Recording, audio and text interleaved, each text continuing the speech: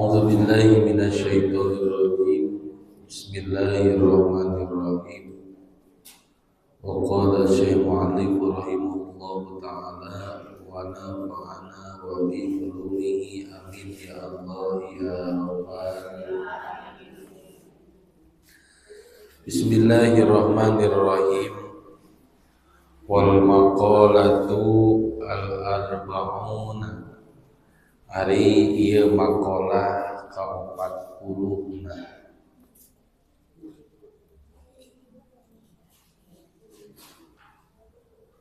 al arba'una anu ka-40 an Ibni Abbasin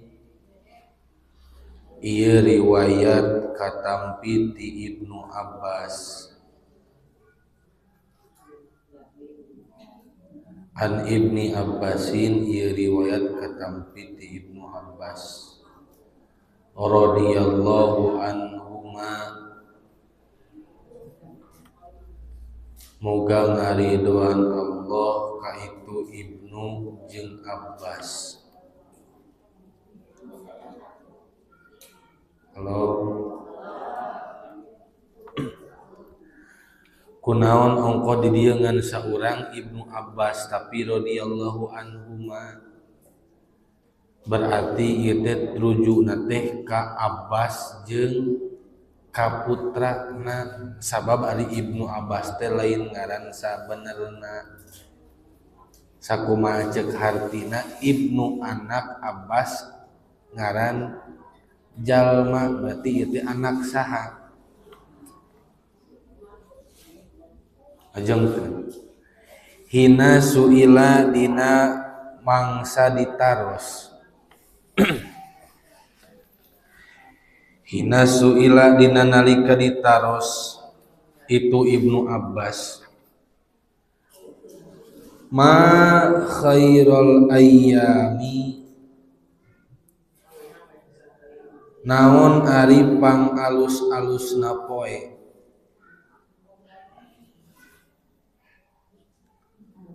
ma khairul ayyami naon ari pang alus-alusna poe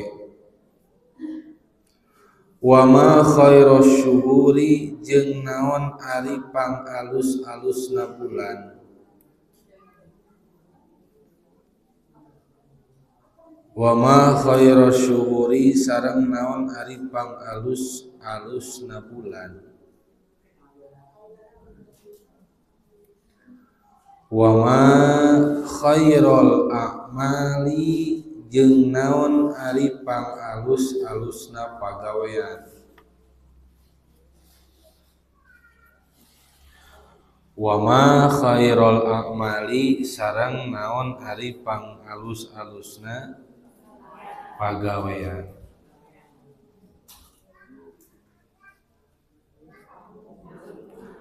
Pakola nyarios itu Ibnu Abbas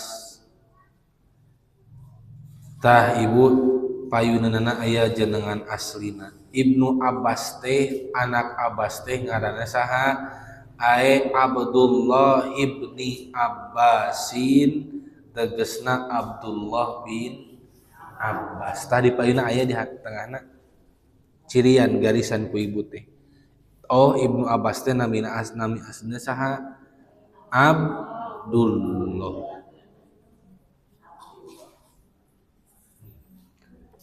Kunaon di Arab mah bin teh diangau sabab ngaranna hampir identik. Lamun awewe Siti, lamun lalaki Abdul. Model di Sunda we atuh. Lamun lalaki Asep, lamun awewe Nyai meureun kitu. Matak anu ngabedakeun teh naon? Ngaran bapakna gitu. Sok Abdullah bin Mas'ud, Abdullah bin Abi Kuhafah, rupa-rupa Abdullah bin Abbas tuh. Jadi nu ngabenten teh bapakna. Tos lajengkeun. Diwalar ku Ibnu Abbas khairul ayyami ari pang alus-alusna poe Khairul ayyami ari pirang-pirang panghalus-halusna poe eta yaumul jum'ati poe Jumat.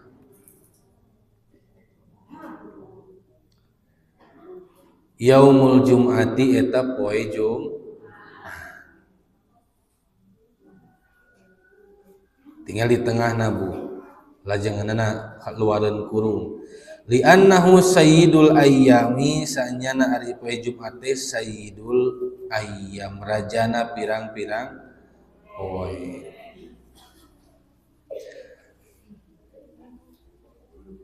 A'tahu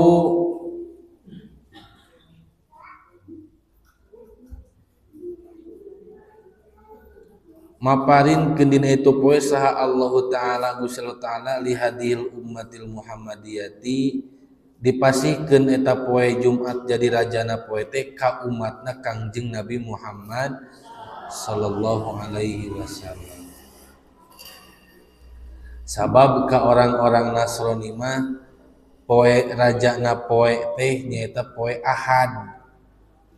Lamun ka orang-orang Yahudi poe rajana poe teh poe Sabtu. Mata aya istilah baheula mah yaumus sabti. Poe Sabtu bangsa Yahudi ngariung ibadah ka Gusti. Ya Nasrani poe Ahad. Urang mah kabagian dipasihan ku Allah teh poe naon? Jumat. Pada harita orang-orang Yahudi dititah ku Allah bikin ibadah dina poe Sabtu, Jumatan mun urang mah. Orang Yahudi mah bener Sabtuan. Tuluy eta bangsa Yahudi teh lain kalah ibadah ka Allah tapi kalah naon? Kalah kap laut bu kalah ngeurap lauk sabab pada harita diuji ku Allah lamun ngalalauk salian teh poe Sabtu tara meunang loba. Pada akhirna ngalalauk teh dina poe naon? Sabtu. Tungtungna endingna dihukum ku Allah, dilaknat ku Allah. Kunu kirodatan khasiin, jadi anjeun monyet-monyet anu cilaka, anu rarugi. Jaradi we bu jalma nu ngalalau pada poe harita teh dijadikeun naon? Dijadikeun monyet. Matak tong aneh lamun ibu ulin ka Pangandaran, ulin ka laut, bet sok loba monyet, tah kitu caritana. Pernah ibu ka Pangandaran? Aya nu pernah aya nu acannya. Nu pernah meureun alhamdulillah, nu acan karunya teuing. Eta hikayatna kunaon alasanana di mana di laut di pantai sok loba naon monyet. Lajengkeun sababna sambil dijelaskan ibunya, meh ibu sambil barang tuang. Sababna poe Jumat dijadikeun rajana poe pang alus-alusna poe teh saur Ibnu Abbas teh dinten Jum. Bahkan saur Kangjeng Nabi dijelaskeun dina hadisna inna yaumil jum'ata sanyana ari poe Jumat eta hijjul fuqara wa hijjul masakin. Inna yaumil jum'ata sanyana poe Jumat eta sayyidul ayyam rajana pirang-pirang poe. Saur Kangjeng Nabi Muhammad hijjul fuqara wa hijjul masakin hiji poe Jumat teh saur Kangjeng Nabi boga ganjaran sapertikeun ganjaran jalma anu ibadah haji sinareng ibadah umroh. Pikeun saha? Pikeun jalma anu fakir jeung jalma anu hartosna pikeun jalma anu teu acan mustatoan, pikeun jalma anu teu acan mampu ngalaksanakeun ibadah haji jeung ibadah umroh ka Mekah Madinah. Allah geus nyiapkeun poe Jumaah pikeun urang sadayana anu teu mampu ibadah haji jeung ibadah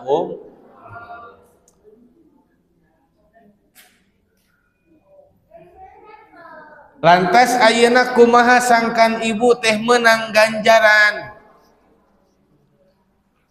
ari urang ibu kabita teu ieu naon ibadah haji kabita teu umroh aya teu dina manah urang panggilan urang teh hayang nincakeun sampean di tanah suci Mekah saha sih nu teu hayang bahkan bu buntun jujur buntun asli kaalaman ku abdi nyalira hiji mangsa dina hiji wengi abdi ngimpenkeun abdi kantos ngimpen kaimpenkeun bakat tingku hoyong-hoyongna ka ditu abdi dina hiji wengi ngimpen tiasa tawaf di mana di tanah suci Mekah eta teu aya deui saumur hidup abdi pangarasakeun naon gugah tina kulum eta abdi salat eueuh deui salat anu pangeunah-ngeunahna sabada eta ngimpen padahal lain salat fardu lain salat naon ngan teu aya deui kabungah anu dirasa iwati ku kakaragi kaimpenkeun geus buah kacida komo deui lamun ibu nya abdi ngadangu rerencangan uih ti mana uih umroh kamari dilalakonkeun padahal rencana abdi teh cawokah buraong beak karep tukang heureuy eta cenah wa deek bahasa teh urang mun kitu padahal orang Cianjur eta deek cenah kakaragi naon tina lip ti kajauhan tos katingali palataran Ka'bah tos nyuruh cud naon cai soca teu eureun-eureun kaluar cacakan tukang heureuy tukang buraong kemudian urang ahli pangaosan ya Allah ya Rabbana tah saur Kangjeng Nabi ibu aya solusi pikeun urang nu teu acan tiasa angkat ka ditu bekal teu gaduh daftar teu acan aya hiji poe anu ngagaduhan ganjaran bagaikan ibu keur haji jeung ibadah umroh dina poe naon amalanana apapun amalan naon wae pagawean naon bae kalakuan naon bae nu dilakukeun ku urang dina poe Jumat lillahi ta'ala tujuan karena Allah ta'ala teu aya iming-iming hayang dunia teu aya iming-iming hayang dibalas ku Allah teu aya iming-iming hayang menang pahala jeung menang pujian ti batur insyaallah Allah geus nyiapkeun ganjaran ibadah haji jeung ibadah kan tenang ibu kangi bapak-bapak mah aya hiji amalan anu geus teu kudu mikiran ridho ikhlas jeung henteu naon salat Jumat bapak-bapak init ka masjid salat Jumat bari kapaksa tunduh-tunduh ge init maka balik di masjid eta bapak-bapak eta lalaki balik ka imahna mawa ka barokah mawa kanyaah ti Allah plus mawa ganjaran bagaikan haji jeung umroh catatan eta bapak-bapakna langsung balik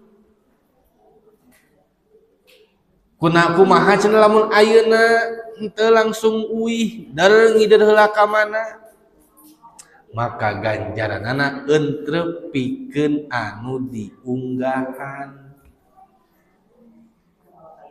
teu kacana ka bumi abdi Jumatan di dieu uih Jumatan abdi teu langsung wangsul ngadon ka pasar heula ngese roko atawa ka Alfa ka mana maka ganjaranana tamplok jang tempat anu diunggahan mimiti usaha ku urang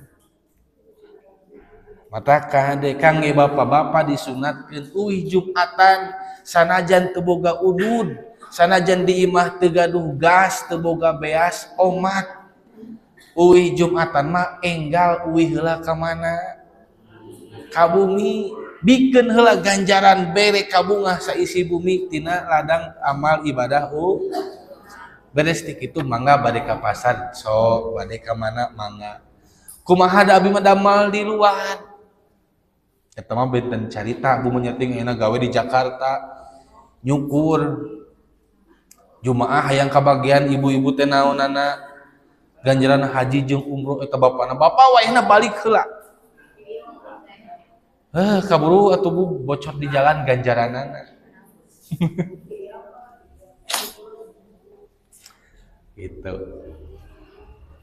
Bapak-bapak tunduh-tunduh ge maksakeun Jumatan ditahan tunduhna teu nepi ka nunutan di tempat pangjumatan husu Jumatanana ngupingkeun kana 2 khutbah jeung ngalaksanakeun 2 rakaat salat Jumat maka aya kesempatan menang ganjaran ibadah haji jeung ibadah kumaha ibu-ibu para ibu sebagai bojo sebagai indung tinu jadi anak nyiapkeun sangu haneut nyiapkeun rencangna nyiapkeun teh haneut pikeun tuang leueut caroge jeung putra anu mulang ti salat Jumat ibu ge kaya-kaya geus menyambut kana raudhah anak baginda Rasulullah sallallahu alaihi wasallam.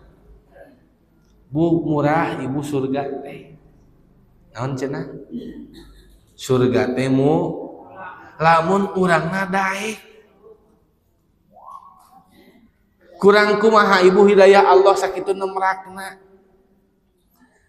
Allah geus ngabibita lamun urang ngelaksanakeun ieu meunang ieu ganjaranana ngan kunaon atuh urang loba teuing cilaka teh sabab urang mah sok ngagugu kana hawa tah eta. Hiji kunaon poe Jumat matak jadi poe raja teh sabab dina poe Jumat aya ganjaran anu kacida gede. Kumaha cenah ujang da ibi teh geus jadi randa teu boga budak lalaki teu boga salaki kapan ge randa digan ini abi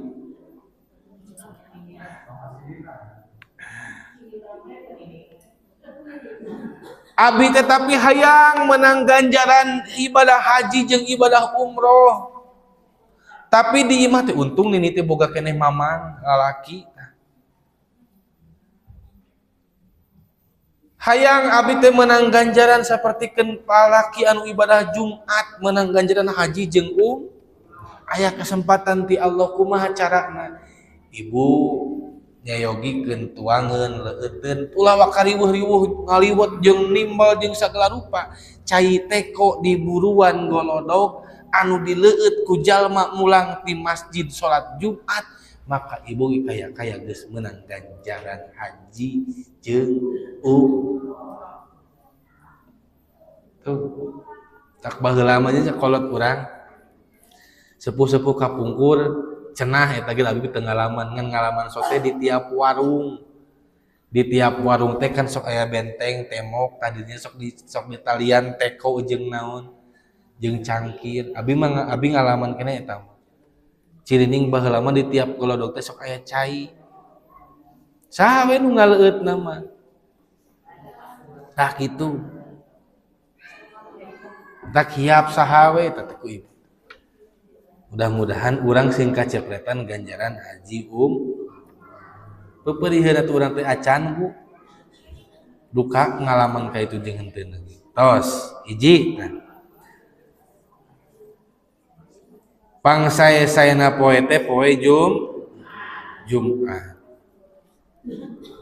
lajengkeun Bu wahai rasyuhuri sok lajengkeun gawagatna sareng ari pang alus-alusna bulan wahai rasyuhuri sareng ari pang alus-alusna bulan eta syahrul Ramadan bulan Ramadan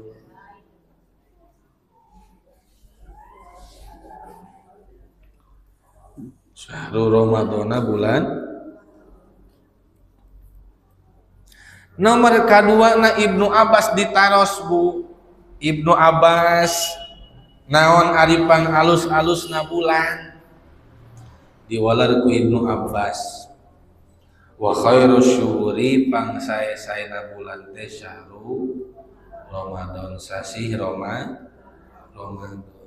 Naon alasan bulan Ramadan dijadikan bulan anu paling istimewa? Li annahu unzila fihil Qur'an, sabab dina eta sasih Ramadan dilungsurkeun Al-Qur'an. Hiji janten ulah jadi pertarosan deui Al-Qur'an dilungsurkeun ku Allah eta teh dina sasi Ramadan. Iraha teu aya anu uninga tanggal pastina ke urang jelaskeun kunaon alasanna. Ieu teh diturunkeun ti mana? Diturunkeun Al-Qur'an ti Lauhil Mahfuz ka langit. Ribu. Ieu teh tanggal dilungsurkeunna Al-Qur'an ti Lauhil Mahfuz ka mana? Ka langit. Anu secara digeblungkeun dina hartos disakalikeun sakaligus ibu ti Lauhil Mahfuz ka mana mah? Ka langit mah. Naon sababna disakaliguskeun? Ieu nandakeun bahwasana Allah Maha uninga jeung dina proses Allah ngalungsurkeun Al-Qur'an teh tidak melalui proses revisi. Beda jeung urang, abdi kantos ngadamel ujian akhir kuliah skripsi. Abdi nyieun skripsi bulan satahun bu. Dan naon hayo direvisi. Tah Allah disakaliguskeun ngalungsurkeun Al-Qur'an teh supaya nandakeun Allah teh Maha Kawasa jeung Al-Qur'an teh tanpa aya revisi. Tanpa aya perbaiki. Di langit kaopat ka Kangjeng Nabi eta berangsur-angsur ningali momentumna naon anu sakinten-kinten naon diperiyogikeun nembe ku Allah dipasihkeun. Naon sababna? Lain Allah teu mampuan digeblukeun ka Kangjeng Nabi sanes. Lain Kangjeng Nabi teu mampuan otakna pikeun nampi Al-Qur'an 30 juz sanes. Ngan anu dikhawatirkeun teh umat Kangjeng Nabi moal apal kana sajeroeun Al-Qur'an. Da ibu teu mungkin upami Kangjeng Nabi moal paham kana Al-Qur'an namun digeblukeun mah. Hiji-hijina manusia nu dibelek dadana 2 kali ku Allah. Saha? Kangjeng Nabi Muhammad sallallahu alaihi wasallam. Kangjeng Nabi dibelek dada nuju usia alit dugi ke sareng Nabi Kangjeng Nabi sarta acan Isra Mi'raj. Dibelek dadana dengan metode operasi nu paling canggih. Teu aya tapak, teu aya naon bu, teu aya nyeri. Dibelek dibersihan ku cai jam-jam manah Kangjeng Nabi. Dilebetkeun deui dibersihkeun teu aya karaos nyeri sama sakali. Sacanggih-canggihna operasi zaman ayeuna bu.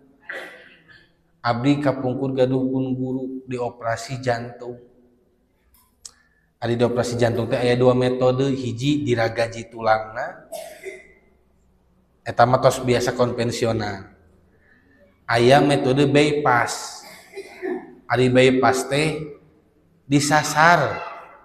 Henteu dikeureut naonana doangna tapi tina iga disebet terus diraketek dibukakeun igana. Dibukakeun kan iga teh heureumnya curug wae talebet dina iga ieu dibukakeun naonana tulang igana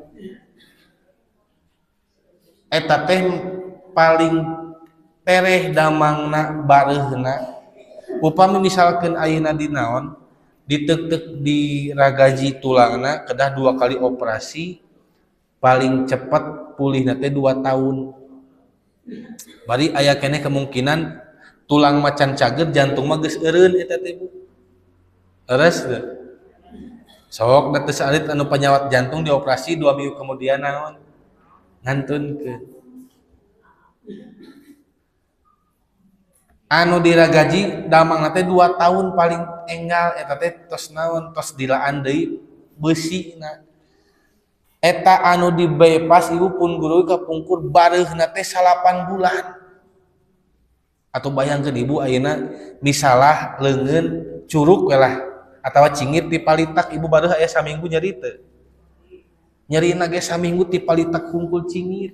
Komo ieu Bu dibelek dibukakeun tulang iga dibukakeun kudu asup sapanangan. 8 bulan bareuhna ge. Kangjeng Nabi dibelek ku malaikat Jibril atas perintah Allah teu aya nyeri-nyeri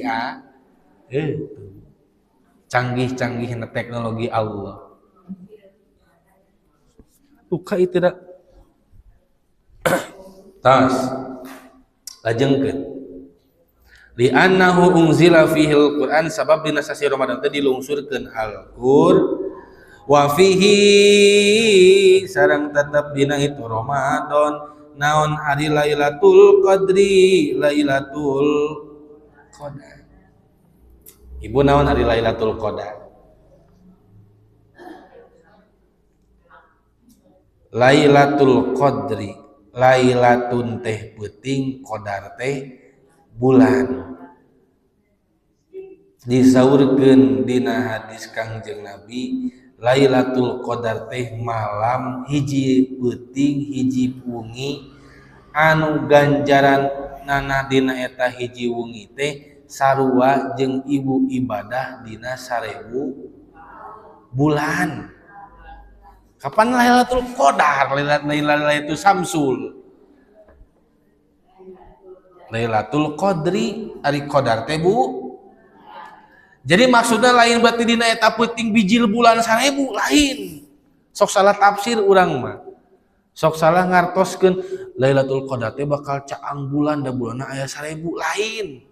Hartosna di mana-mana ibu dina peutingan eta ngalaksanakeun ibadah naon bae bentuk ibadahna ganjaranna dilipat gandakeun kaya ibu hirup 1000 bulan selama 1000 bulan eta ibu dipake ibadah kitu. Kunaon atuh jeung nu janten pertarosan naha dina eta poe ungian Lailatul Qadar teh teu ditangtukeun iraha peutingna. Sok ibu di dieu aya teu nu pernah manggih Lailatul Qadar. Jeung kunaon alasan Allah nyumputkeun kana Lailatul Qadar? Alasan Allah nyumputkeun Lailatul Qadar supaya urang henteu pilih-pilih poe pikeun ibadah. Supaya orang terpilih-pilih poe pikeun migawe ka hade. Eueuh istilah hari hoki teh Bu. Teu aya istilah poe hoki teh. Poe ieu bakal kieu, poe ieu bakal kitu. Lamun budak lamun maneh poe ieu lahirna kawin kudu ka poe anu eueuh nu kitu teh. Da Allah ge tos ngisyaratkeun dina Lailatul Qadar disumputkeun dina poe jeung peuting anu mah hartina dina kahirupan oge ibu lamun urang keur kasab ibu nuju usaha nuju kasab nuju barang damal naon wae dina poe naon wae dek poe Senin, Salasa, Rebo, Kemis nepikeun ka Senin deui ulah beda rasa ulah beda-beda ulah kena-kena ieu poe Jumaah dagang teh rek saeutik we naon kagok poena poe Jumaah tah ulah kitu ibu. Naon sababna Allah teu nangtukeun duka poe anu mana duka poe nu iraha urang menang rezeki anu lo tah kitu. Sabab Allah dina Lailatul Qadar wae disumputkeun duka peuting anu mana. Dina kahirupan sapa poe ge mafhum mukhalafahna lamun urang keur kasab rek poe iraha wae rek peuting nu mana wae sing sumangat ulah milih-milih kana poe imah wadal urang sok mejus usaha teh dagang sok butut cenah di dina poe dalam ulah kikituan teh bisi jadi naon bisi jadi tepatekadan tungtungna urang tumiba kana pamus tas dua hiji sasi Ramadan teh sabab dilungsurkeun Al-Qur'an dua sabab Lailatul Qadar wa fihi asyamu sareng naon salajengna dina bulan Ramadan teh aya puasa al-wajibu anu diwajibkeun urang dina bulan Ramadan ngalaksanakeun saum salama sabulan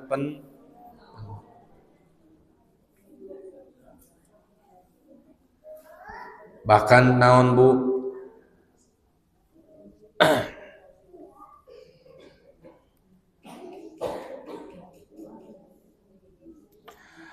wal ana sareng dina bulan ieu dina bulan naon sawabun nafili dina bulan Ramadan mah ganjaran salat sunat tabu aya dina si bade dieu sawabun nafili ganjaran salat sunat pihi dina bulan Ramadan kasawabil fardi eta sapertikeun ganjaran salat fardu.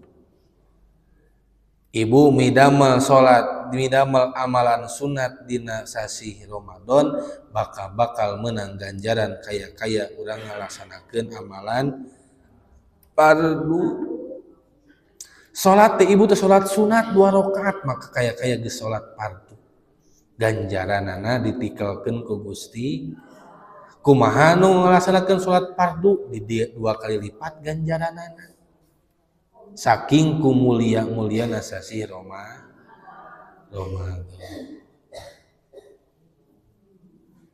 Toh sakitu lah. Hiji dia itu terakhir. Wa khairul a'mali sareng ari pangsae-saena padamelan. Pangsae-saena amal eta as-sholatul khamsi salat 5 waktu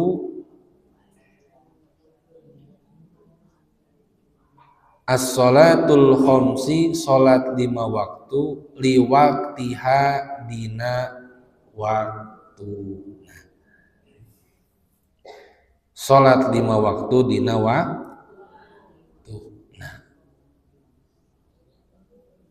nomor katiluna ditaroskeun ke Ibnu Abbas ari amal pangalusna naon diwalar ku Ibnu Abbas amal pangsae-saena teh salat dina awal waktu. Naon sababna eta pangsae-saena amal? Hiji, awwalu ma yuhasabu hisaba yasiro as-shalah. Ida soluhat jasad kullu wa ida fasadat jasad. Barang mimiti nu bakal dihisab ka urang teh naon Bu? Salat ibu beres dina hisaban beres moal waktu dihisab nu sejena naon sababna ari salat teh miniatul kahirupan tapi wa ida pasadat di mana salat nawa itu beres maka bakal diwincik buta di naon dipariksa sagala rupana ku Allah jika kieu lah aya di naon pejabat dites korupsi dicek rekening mikeun rekening jeung ATM na jeung katap naonana jeung nomor pina ku KPK pas dicek teh beres tabu mau dicurigai tapi nalika KPK datang ka koruptor mana ATM anjeun pabaliut teu nemalan hese ngajawab ka itu ka dieu maka walah bakal dicacar jalma nu kirim ku KPK oge komo ieu ku Gusti Allah mata salatna beres amal sagala sabalikna salatna hare-hare akhir waktu ibu pasadat jasadu kullu pejet ibu amal urang lagi ya Allah da abdi teh sok salat akhir waktu atuh ya Allah sugan tina ganjaran ngaji ngaji lagi ngobrol wae tina ngelajaran sedekah sedekah lagi kadang-kadang minta dipulangan atuh tina naon ya Allah duka tina naon asup bebas anjeun kana neraka naudzubillahi min gitu. Tilu tah partarosan diwalar ku Ibnu Abbas hiji pangsae-saena dinten teh poe Jumat pangsae-saena sasih teh sasih Ramadan pangsae-saena amal teh salat dina waktuna dina awal waktu mudah-mudahan sing manfaat dan Allah wa iyyakum ajmain. Allahumma muwaffiq ila aqwamit thoriq. Wassalamualaikum warahmatullahi wabarakatuh.